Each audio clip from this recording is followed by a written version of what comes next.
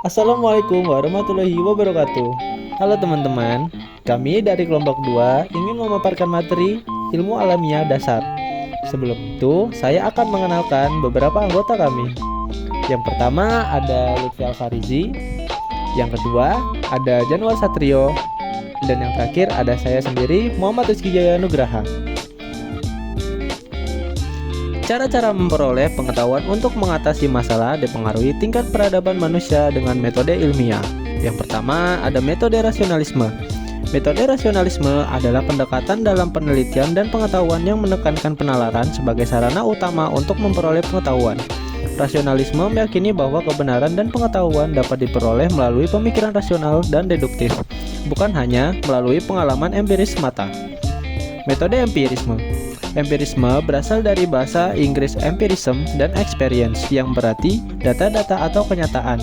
Dalam konteks ini yang dimaksud adalah paham yang berpendapat bahwa pengetahuan manusia itu bukan didapat melalui penalaran rasional yang abstrak, namun lewat pengalaman yang konkret.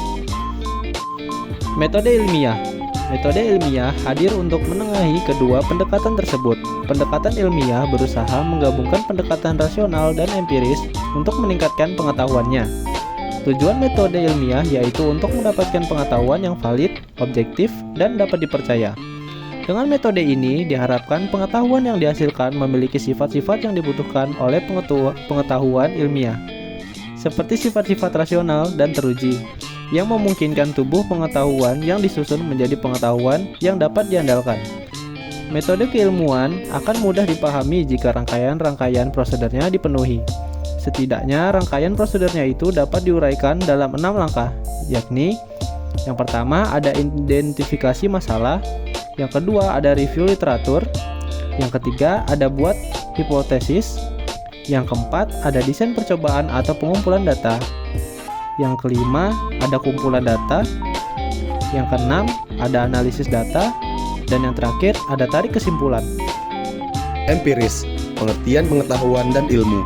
Pengetahuan adalah segenap apa yang kita ketahui tentang suatu objek, sedangkan ilmu adalah kumpulan pengetahuan yang telah diuji dan diatur secara sistematis dan diperoleh melalui proses tertentu dengan menerapkan metode keilmuan.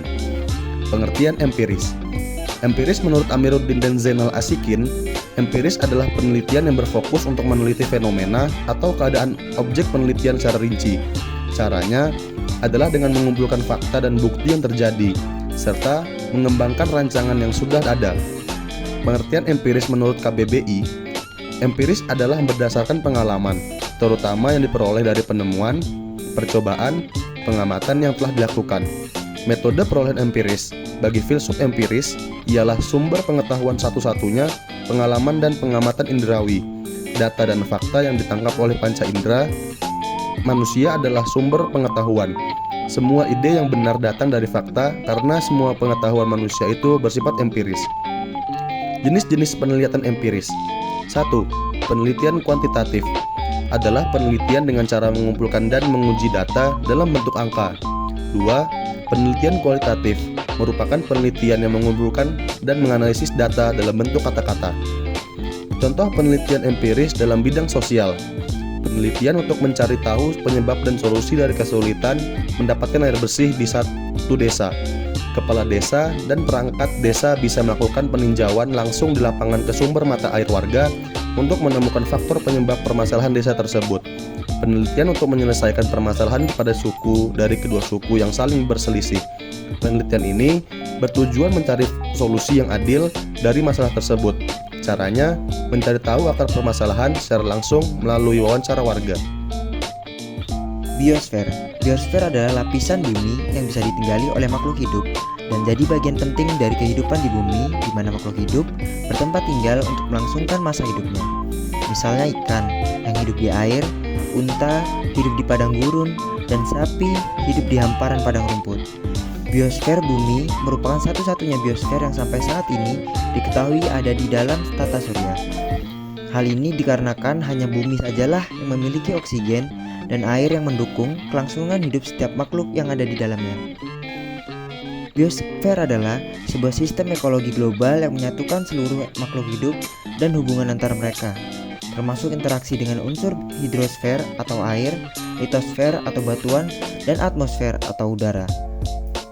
Biosfer juga diartikan sebagai perpaduan antara lingkungan udara, air, dan permukaan bumi yang bisa menjadi tempat tinggal makhluk hidup.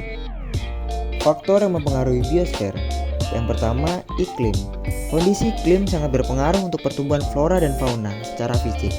Iklim di sini termasuk kondisi suhu udara, curah hujan, angin, dan kelembapan udara di wilayah tersebut. Yang kedua, air. Kebanyakan makhluk hidup sangat bergantung dengan keberadaan air. Artinya, curah hujan sangat berpengaruh tentang kondisi air di sana. Yang ketiga, tanah. Tanah sangat penting artinya untuk tumbuhan, dengan mereka mengambil zat-zat penting dari tanah serta tumbuh di tanah. Begitu juga hewan, menjadikan tanah sebagai tempat hidup mereka. Yang keempat, topografi. Tinggi rendah serta relief sebuah permukaan wilayah juga akan sangat mempengaruhi persebaran flora dan fauna. Misalnya, di tempat-tempat tinggi, suhunya akan dingin, artinya ada hewan dan tumbuhan khusus yang bisa hidup dalam kondisi ini. Yang kelima, makhluk hidup. Manusia pada khususnya bisa membuat perubahan besar dan mendadak untuk biosfer. Misal menebang hutan untuk membuat perkebunan. Bisa juga manusia membawa makhluk hidup ke sebuah daerah baru yang sebelumnya belum pernah ada di sana. Yang keenam, kondisi geologi. Suhu, air, udara, dan banyak faktor geologi lainnya masuk juga dalam perhitungan soal persebaran fauna. Semakin lengkap kondisi geologi wilayah tersebut, maka semakin besar tempat tersebut ditinggali oleh beragam makhluk hidup. Yang ketujuh, biotik. Makhluk hidup perlu dukungan kehidupan organisme lain untuk menyokong keberlangsungan hidup mereka. Semakin mendukung keadaan biotik ini, semakin banyak pula flora dan fauna kemungkinan tinggal di sana. Fungsi biosfer. Yang pertama, penelitian dan pendidikan. Pelestarian alam termasuk di dalam fungsi ini, mengajari anak cucu untuk lebih bisa menjaga lingkungan. Selain itu, juga bisa untuk penelitian untuk melihat berbagai hal tentang flora dan fauna dalam biosfer tersebut. Yang kedua, sumber makanan. Biosfer bisa menjadi sumber makanan untuk manusia, dengan hewan dan tumbuhan banyak yang hidup di sana. Yang ketiga, sarana rekreasi. Suaka Marga Satwa melindungi dan melestarikan berbagai jenis binatang tertentu yang dikhawatirkan akan mengalami kepunahan, seperti badak bercula 1 dan komodo.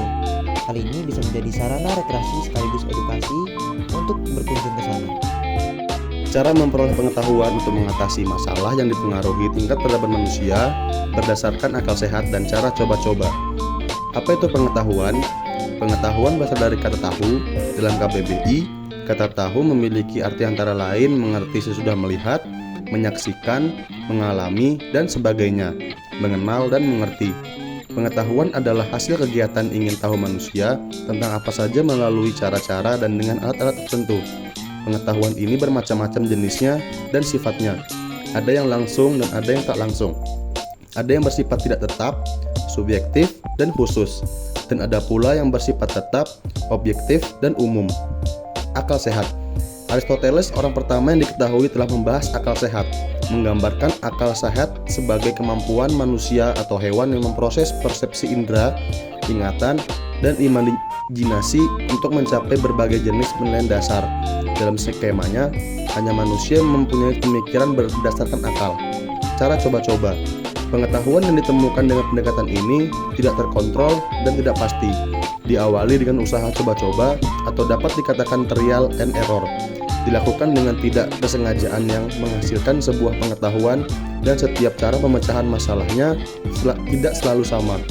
Sebagai contoh, seorang anak yang mencoba meraba-raba dinding kemudian tidak sengaja menekan saklar lampu dan lampu itu menyala, kemudian anak tersebut terperangah akan hal yang ditemukannya. Dan anak tersebut pun mengulangi hal yang tadi ia lakukan hingga ia mendapatkan jawaban yang pasti akan hal tersebut. Cara memperoleh pengetahuan. Pengetahuan dapat diperoleh melalui pengalaman secara tidak sengaja dan kebetulan. Manusia berusaha menemukan pengetahuan dengan berpikir secara induktif, yaitu cara mendapatkan pengetahuan melalui perantaraan indera. Kemudian, pengetahuan melalui akal sehat menghasilkan pengetahuan yang bersifat deskriptif dan terbatas karena hanya berbentuk kebiasaan atau tradisi, sehingga tidak teruji kebenarannya. Kemudian, pengetahuan melalui cara coba-coba dilakukan dengan menggunakan kemungkinan dalam memecahkan masalah. Dan apabila kemungkinan tersebut tidak berhasil, coba kemungkinan yang lain. Apabila kemungkinan yang kedua ini sampai gagal pula, maka dicoba dengan kemungkinan ketiga. Dan apabila kemungkinan ketiga gagal, dicoba kemungkinan keempat dan seterusnya, sampai masalah tersebut dapat dipecahkan. Contoh penyelesaian masalah dengan akal sehat. Contoh sederhananya, menggunakan sarung tangan oven adalah contoh bagus. Kita semua tahu ovennya panas. Jika ovennya panas, maka nampan yang sudah dimasukkan ke dalam oven selama 45 menit terakhir juga akan panas. Tampaknya logis. Contoh penyelesaian masalah dengan cara coba-coba. Contoh sederhananya, seandainya kita terkunci dalam sebuah ruangan, namun kita tidak memiliki kunci untuk membuka ruangan tersebut, namun di dalam ruangan tersebut terdapat penjepit kertas. Maka kita mencoba untuk membuka pintu tersebut menggunakan penjepit kertas tersebut. Oke, jadi itulah pemaparan materi yang bisa kami sampaikan. Apabila ada kesalahan kata, mohon dimaafkan. Sekian dari kami. Wassalamualaikum warahmatullahi wabarakatuh.